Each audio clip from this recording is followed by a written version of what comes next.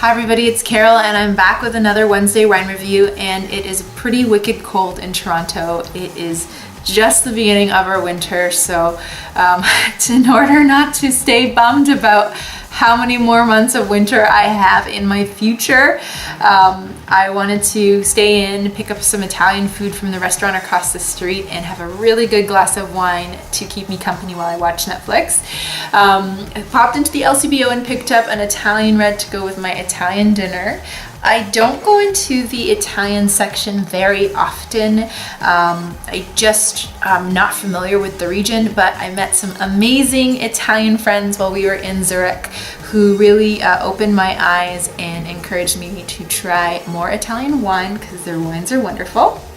So I picked up a Sicilian wine, a Merlot and Nero di Vola mix. So Nero di Vola is actually a grape that you find often in Sicily, which is where this wine is from.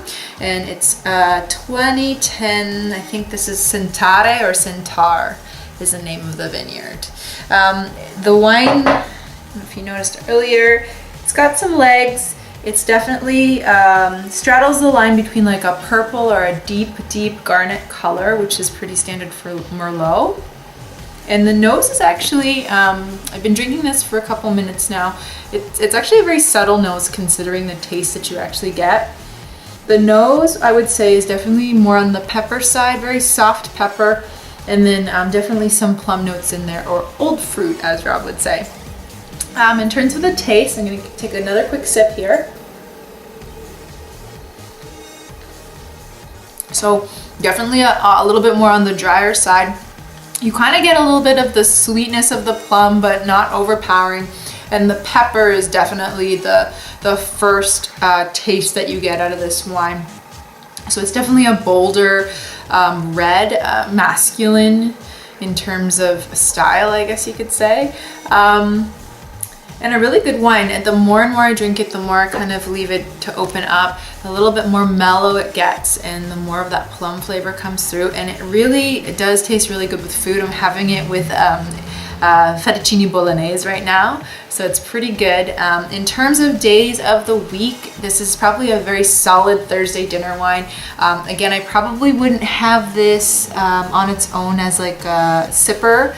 It definitely needs something to kind of accompany the flavors of it, or you want to probably leave it out for about 45 minutes to an hour before you start drinking it if you are just going to drink it by itself. It's pretty bold right off the get-go, but a really solid wine, and I think a pretty good first try considering I don't go into the Italian section in our LCBO very often. It's only a $12 bottle of wine, so relatively cheap.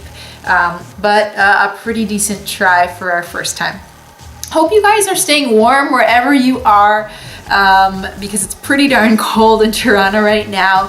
Special thanks again to our Italian friends in Zurich who cooked us a pretty awesome dinner when we were there. I will be actually doing a DIY pasta alla norma, which is what Francesca made us while we were in Zurich last time we were there.